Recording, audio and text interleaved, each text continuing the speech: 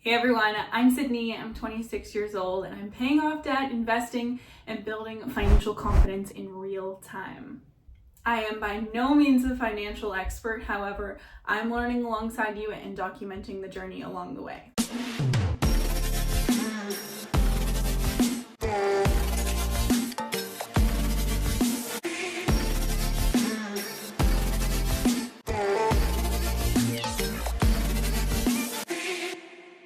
Today we are planning my March budget, including sharing my income, my expenses, my savings, my investments, and how much debt I plan to attack this month. So without further ado, let's see what March is looking like. First, let's discuss income because this is truly one of the most important factors, because if you don't know what's coming in, then nothing else really matters and it makes it really hard to budget. I make about $53,000 a year annually, and for budgeting purposes, that works out to about $1,560 bi-weekly. However, I actually put $1,802 bi-weekly, which you will see here, and that is because that is before retirement contributions, because I contribute 4% to my employer plan, which is about $82 bi-weekly, and then my employer matches that with 6%, which is about $122 bi-weekly. So I like to include those numbers in my pay because I also track those within my spreadsheet. So technically speaking though, I personally only see $1,560 hit my account on a bi-weekly basis. I'm also expecting a tax refund this month in March. However, I don't know the exact numbers yet. I am working with an accountant to learn more about tax strategies and credits that I can utilize based on my income and my income bracket that I'm currently in. So stay tuned for my March spending reveal, and I will most likely have it by that point, and I will share that with you. However, whatever I do get for my tax refund, I'm going to be putting that all towards my car loan, which I will talk about further in this video as to my plan with that as well. Okay, so first things first, let's talk about my essential expenses. Now, these are bills that keep my life running. So these include my rent, phone, car, electricity, service fees, groceries, fuel, etc. Now, not all of these are necessarily essential. I could probably move some of these to another category, but for me, these feel like the most important things that I want covered, so I do have them in here. So starting off, we have my rent, which is $960 a month. I do split this cost with my roommate, so that definitely reduces my cost of living for my rent, which is really nice. Moving on from that, we have my gym membership. So as you can see, I've actually put it in twice here because I pay on a bi-weekly payment plan. So every 2 weeks I pay $26, $24, and this is the most affordable gym in my area. I know that there's some other great areas, most likely in the States, that have much better fitness and gym membership plans, but for where I'm located in Canada, this is the cheapest option for me, and it works great for my schedule because it is a 24-hour gym, and if I'm traveling, I can also access the gym, so that's really handy. Moving on from there, we have my phone bill, which I am allocating $110 to this month. Typically, that's what my phone plan works out to. However, now that I'm sitting here and planning, I feel like I should actually increase this amount, just because I went traveling to Mexico this past month and I really didn't do as great of research as I probably should in terms of finding eSIMs. So for that sake, I'm going to put 175 actually. It's probably going to work out to a lot more than that, probably being around 200, which I know it's not great. That is the one area that I definitely need to be better at in terms of planning before traveling for the phone plan. However, it is what it is for this time. Next time I travel, that is the one area that I need to be better on, and that I will try to look into a better option. I just like to keep my phone number, and I know a lot of the eSIMs, they change your phone number. However, I didn't use my talk or text very often as I was using like WhatsApp and Wi-Fi based methods of contacting people. So perhaps it won't be as much, but anyways, moving on from that, I have my car insurance, which is sitting at $138 I pay monthly, and that automatically gets taken out of my account. And then we have electricity and utilities. So currently I have allocated for this month $100, as my roommate should be sending me our electricity and utilities bill at some point here, and I just like to have that money ready to go to send to her. Moving on, we have service fees. I allocate $30 here just as a buffer. I know that some of my accounts, there are some monthly fees, this is something I am looking at negotiating. I know that if you're loyal to your bank sometimes and in good financial standings, which I've definitely improved my financial standing in the last little while here and gotten my credit up, that I'm going to look at negotiating that to see if they'll waive some of the fees for the accounts, because I have been with my bank for years and years and years. So I'm hoping that they will do that for me. So we will see about that. But for now, I just have $30. I think last month I only had about maybe $15 come out with service fees. So it wasn't terrible, but still could be better. I'd prefer no fees at all. And then we have interest, which again, I have here, I'm not allocating any money towards, but before, when I was kind of in a more precarious situation with debt, interest really added up, and that was what really hurt me the most. And so I'm in a much better place now. I paid off a lot of my debt. I'm being super aggressive with my debt payments as of right now, and I will talk more about that in the video, but I do like to have an interest category here just in case for whatever reason, but the last few months I haven't had to worry about anything, so I leave that at 0. So the goal is to keep that at 0 and to never actually feel like I need to put money into that, because I'm really good with my debt. The goal is to make interest off my investments, not have to pay interest with debt. So long story short, that is staying at 0 for March. Moving on, I do include my groceries and my fuel here, as I do believe that these are a little bit more of a necessity, an essential expense, even though they can be variable and they change month to month. I do put them under my essential expenses. So groceries currently are sitting at $130 that I'm allocating. I am going back to work in a couple days, and then I'm back for 6 days, and then I go back to work for 8 days, and then I'm home for 6 days. So I'm really only home 12 days out of the month. So it is a little bit easier to be a little bit more flexible and not spend as much on groceries. And I'm very fortunate when I am at work, my work covers all my groceries for my time at work. So that saves me a lot of money, which is very, very helpful, and means that I don't need to allocate as much money per month towards groceries, which I love. And it also means that when I'm at home, I really enjoy being at home. So I hunker down a lot more for those 6 days. And I have been getting into a much better habit of like cooking at home and not eating out as much, which again, if you're planning and you're smart, you can make those grocery dollars stretch a lot more. Moving on, we have my fuel. So I put $150. Now, even though I'm not home as much, I still do a little bit of driving because I have to travel to my work site, which is a couple hours away. So I'm doing that once a week, a couple times a week, every other week essentially, and going there and back. And then I do quite a bit of driving on my days off, just because I have so much free time. So I do allocate $150. Sometimes it's less, sometimes it's more, but that's where I'm sitting at for essential expenses right now. All right, moving on, we have my non-essential expenses. So these are things that are quite variable, and this is where things can kind of get a little chaotic sometimes, and this is where it can be very easy for a lot of people to overspend and not plan out properly. But this is where you can be very strategic in your planning as well, because if you know that you maybe overspent 1 month in one category, now maybe you can reduce that cost and live below your means in some of these areas, and then actually allocate that money towards savings and investments instead, or put towards a trip. So this is where you can be a little bit more strategic and plan a little bit more outside of those fixed essential expenses. So let's talk about this, because there's a couple areas for improvement, and some of these are going to look really low for you guys, and there is a reason for that. So for here, I have dining out at $50, and the reason for this was because in February, which I will talk about in my spending reveal video if you haven't already watched, was I overspent quite a bit in both the dining out and shopping categories. So my goal for March is to have a very low to no spend month, because dining out, I think I spent, it was closer to $300, and then shopping was also around $200-300. And the reason for that was just February. I don't know what was in the air, but it was such a chaotic month. January and February are not typically as busy for me, but they were absolutely crazy with traveling. My little cousin came and visited where I live.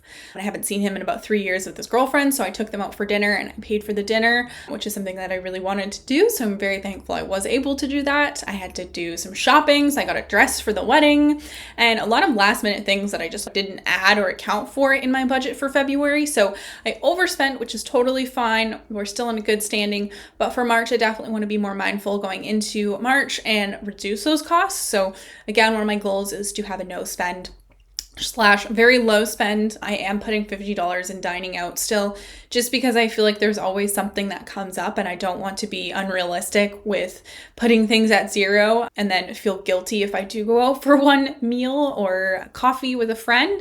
So for that sake, I am putting it at 50. Like I said, moving on, shopping, home, gifts. This is going to be a very low spend month, so I'm putting nothing for those categories. Miscellaneous, I'm putting $20 just to leave a little bit of room. And then beauty appointments, I'm putting $30. Just gotta get those brows on fleek. So, oh, that was a little cringe saying that, but I am putting $30 there so that I can get my brows done this month, most likely later on in the month. And then underneath that, sometimes I have cash spending guilt-free. I will pull out money sometimes for that. However, this month, the priority, again, low spend and putting any extra money that I get towards my debt, which again, I'll talk about more. I do have a Mexico spending category there, but as I'm home now from Mexico, that doesn't apply, so I will eventually be taking that out, but for now, that's sitting in there. All right, moving on, let's talk about subscriptions, because this is a fun category that could definitely use room for improvement. However, you know, it is what it is for right now, especially with doing YouTube. I'm still investigating, learning all the new tools, and these tools cost money, and I'm okay to invest into it because I'm investing into myself and into a hobby that I love, and this could turn into something more, which would be very cool, but that's not the case at the very moment. But anyways, let's talk about it. So I have iCloud, which is $14.55 a month. So I'm planning for that, and that just is to house extra storage for photos, videos. I take a lot of photos and videos. So we have that. We also have CapCut, which I was using and I'm not using right now. So I did reduce that cost, and I think I just canceled that altogether. So I'm not planning any money towards that. Same with Canva. I currently paused that. I love Canva. I'm just using a free version. So I'm not being charged at the very moment. So I should put that at zero actually. So that's another $10 saved for the month, yay. And then we have Leonardo AI, which I had it paused until April 22nd, but I just find I actually use it every single month or use it a lot more than I thought for my YouTube and just creating graphics and things. And I really enjoy the platform. So I did unpause that the other day so I could work on a project. So that is $18.89 a month. Moving on, we have Descript, which is my video editing platform that I use here for YouTube. So that is $34.11. Great platform if you are thinking about creating videos. Highly suggest checking them out. It is a transcript-based editing platform. So anyways, look into it. It's very cool. But that is definitely worthwhile payment, and I'm totally happy paying that. Moving on, we have Netflix. I have paused my Netflix, so I'm not paying anything for that this month right now. So yay, that's great. It's also probably good for me not to watch as much Netflix. And then I have my Stan store, which is where I link some of my affiliate links, as well as I have a free survival to steady tracker that I created just for fun to share with you guys, so you can download that there. So I do pay $41.03 for that platform. And then I have Dropbox, which is $17.91 a month, and this is where I put all my YouTube videos, so it's definitely worthwhile there as well. Okay, now let's move on to debt. And this is actually something, ironically, I'm actually kind of excited about. Not excited about because it's debt. Obviously, no one likes debt. But I'm excited about it because I'm finally taking ownership of it and really making the strides to get it paid off. And I'm excited to get it paid off because once it's paid off, that means I can start heavily investing even more. So I want to explain my action plan right now for my debt and share where my balances are for it, so it gives you the full picture. So currently I have my line of credit, which is sitting at $2,540. In my last net worth video, you would have seen it was at $3,500. However, I had a couple $1,000s in savings and I put $1,000 towards that line of credit. So now it's sitting at $2,500, and my car loan is sitting at $15,163. So currently my minimum payments on the LOC is $50 a month. And then on my car payment, I'm making $243 bi-weekly on the car. So $486. However, a couple of things here to note. This Friday coming up, it is February 24th right now. So on the 27th, I believe it is, I actually will be getting an 8% bonus from work, which is super exciting. That should be around a couple grand, give or take, and I will be putting that towards the LOC completely. So I'm hoping by the end of this week, I will actually have the LOC line of credit completely paid off, and whatever extra on top of that, the difference between my bonus and whatever is left on the line of credit, I will just take from my savings and completely pay it off. So that's very exciting. Moving on, we have obviously the car payment. And so I've just switched my strategy for here as well, which I'm very excited about. As a lot of you who have maybe been following me for the last month or so know, I had a life insurance policy, which I canceled out for a multitude of different reasons. Go back, watch my net worth Q&A video, and I will break the numbers down and show you exactly why I canceled that. But anyways, that freed up $250 a month from that, as well as I canceled my contributions going to my TFSA account that was going to that same company that I had the life insurance with. So for now, that's cleared up about $550. And instead of recontributing that towards my investments right now, I'm just taking a pause on my investments, and I'm still investing a little bit, but just that specific $550, I am taking and automated that towards my car loan. So now every month I have the $486 going towards my car, but also on top of that, another $550. So altogether, it works out to $1,036. And I'm hoping to have that car payment completely wiped and paid off by the end of the year. And any extra money is going to go straight to that. So again, that tax refund that is coming in, I'm hoping that'll be close to $1,000, and I'm going to put that towards the car, as well as about $1,000 a month. So that's super exciting. My line of credit will hopefully be paid off in the next little bit. And that car, as soon as I get that car paid off, it'll be great, because then I will have that not only $550 that I'm putting towards my car every month to put towards investments, but that car payment of $486. So then I will be able to invest at the very bare minimum every month, $1,000, which is so exciting. And I'm just so excited to get to that point. So that is why my debt is exciting for me, because I just cannot wait to get it paid off and start investing that money instead. All right, now let's dive into my savings. So as you will see, before you guys come at me saying, you have so many accounts, why do you have so many accounts? You're not wrong. However, I'm going to preface by saying I actually only have 2 savings accounts, but within these 2 savings accounts, they branch off into 3 buckets. And so I use these for my sinking funds. So within each account, one account has my rollover sinking fund, and then it has my travel and savings, and then in the other one it has my gifts, car maintenance, and fun. And then I also have an emergency, so I guess I have 3. Okay, don't come at me. I have a high yield savings account, which is my emergency savings fund, and so every month I contribute towards my emergency savings. Okay, so that being said, and that out of the way, let's talk about how much I'm contributing this month for my savings. So for emergency savings, I am planning on putting $50 towards savings. I'm planning on allocating $50. And then travel, nothing, because I'm not planning to travel for quite a bit now. Rollover, I am planning to put $50. And gifts, no money right now. Car maintenance, I'm going to put $50 in. These numbers I would like to see higher, especially in that emergency savings. However, at the very moment, my priority is to pay off my debt as soon as possible. And then once I have all my debt paid off, I am going to be allocating a lot more towards my savings and my investments, but the debt is the number one priority at this very moment. All right, so that is my savings, but I want to talk about my investments now, and this is super exciting. I'm very new on my investment journey. As I said earlier on in the video, I'm no financial expert. I'm learning alongside you guys, and I'm learning a lot about investment strategies, tax contributions, what makes the most sense for my situation. And so right now, I have consolidated some of my investments because, again, that was another part of my net worth video. Some of you guys were like, you have so many accounts, and I did. And that was because I was so new. I had accounts that I opened up when I was younger that were just still sitting there. I had an RRSP account, which is my retirement plan from one old employer match program that was just sitting in my bank that I wasn't contributing to. So I have shifted that and moved that to my Wealth Simple account now, which is great. And I've simplified my investments a lot, which is really helpful.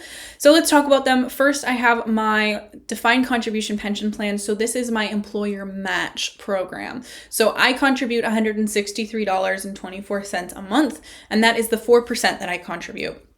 And then on top of that, my employer contributes 6%, which works out to $244 a month. So I have included those there. Again, those get taken off with tax on my paycheck. So I don't actually see those numbers come into my bank, but that is exactly why I'm including that into my income and saying that I got paid the $1,800 as opposed to $1,560, which is actually what I see what hits my account. For tracking purposes, I want to track what my contribution for my pension is. So that is why that has worked out that way. And that's why I put $1,800 bi-weekly. So hopefully that makes sense. Moving on from there, I have my FHSA, my TFSA, and my RRSP account. So if any of you guys are unfamiliar, let's talk about some of these accounts, because alongside some of you, I'm also learning about the implications and figuring out strategies of like, how do you know which one to invest in first? And so I'm going to walk you through in case you're new, in case you're confused or not too sure what they are. If you're a fellow Canadian like me, kind of interested about investing and want to learn more about these accounts, let's talk about them just very briefly here. Keeping in mind, take everything I say with a grain of salt. I'm no expert, but this is what I'm learning. So keep in mind each of these FHSA, TFSA, RRSP, it's not the actual investment. These are, think of it like the vehicle. So this is the container that you use, and in this container, then you choose your investments within each of these. So let's talk about the FHSA, which is a first-time homebuyer savings account. So this account is incredibly powerful.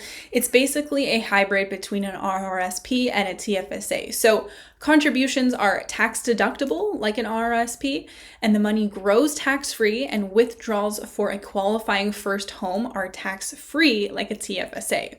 So I get a tax deduction today, tax-free growth, and tax-free withdrawals if I use it for a house. So that's why I prioritize maxing this account out before moving to other accounts, because it gives me the most bang for my buck and most benefit. However, I don't necessarily plan on buying a home. However, it is great just to have this account. And if I don't use it for home, it just rolls over into my RRSP account, which is awesome. Moving on, we have the RRSP, which is a registered retirement savings plan. So any contributions that you put towards your RRSP, it's a tongue twister, the contributions are tax deductible. So that means that when I contribute and I reduce my taxable income for the year, which can increase my tax refund come tax time. So for instance, let's say I make my $50,000 and I contribute $5,000 towards my RRSP.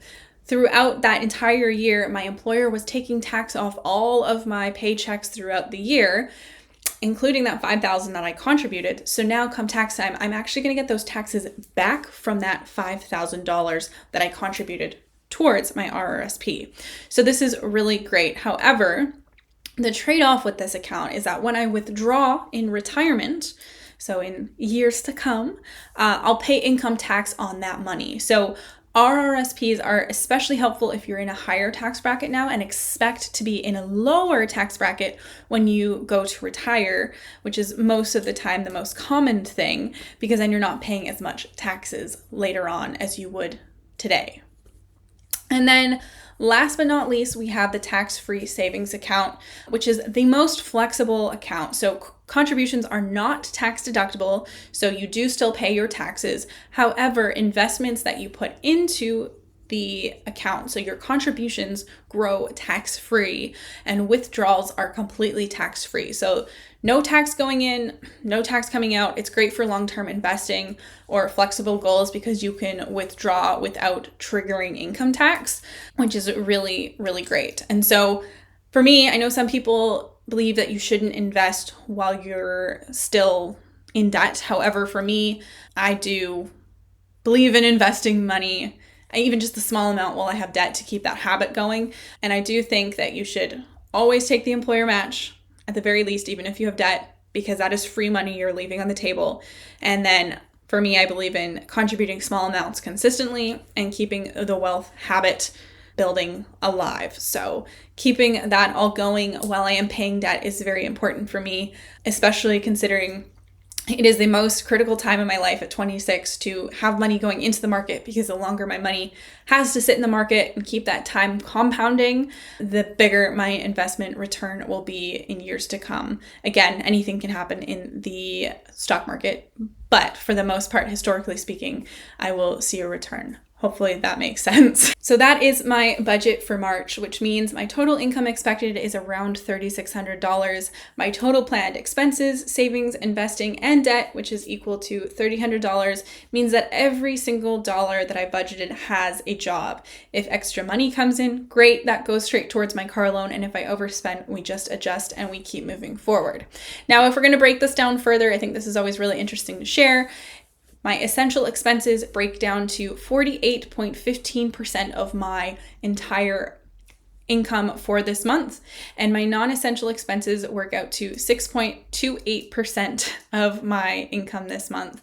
And moving on, savings are about 5.55%, my investments are 11.3%, and my debt payoff is 30%. Now, this might be a little out of whack. There's a lot of experts out there who will say, keep your essential expenses to around 50, maybe your savings 20%, and then your just variable expenses and actual day-to-day keep between 30%. Mine's a little different because keep in mind as well, I'm also in camp for 16 days out of the month, so I'm not home as much, so I can afford to keep my variable non-essential expenses significantly lower than the average person who's home every single day. And as of right now, my priority is debt payoff and investments. So those categories are significantly higher than maybe for the average person.